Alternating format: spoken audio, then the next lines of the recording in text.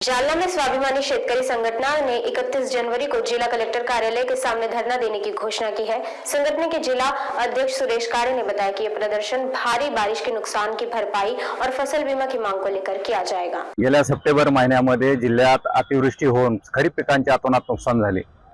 कापूस, तूर, मूग, मका, उडीद या सर्व खरीप पिकांचं हे पिकं या अतिवृष्टीमध्ये नेस्तनाबूत झाली। त्यावेळेला पंचनाम्याचा सोपस्कार सुद्धा प्रशासनाच्या वतीने करण्यात आला, मात्र त्याला अनुदान अद्यापपर्यंत मिळालेलं नाही। शासनाकडे 412 कोटी रुपयाचा अनुदानाचा प्रस्ताव जिल्हा प्रशासनाने पाठवला होता, त्याला आचारसंहितेनंतर मंजुरी मिळाली। ते पैसे जिल्हाधिकारी कार्यालयाकडे वर्ग झालेत, मात्र अद्यापपर्यंत शेतकऱ्याच्या खात्यावर वर्ग झालेले नाहीत।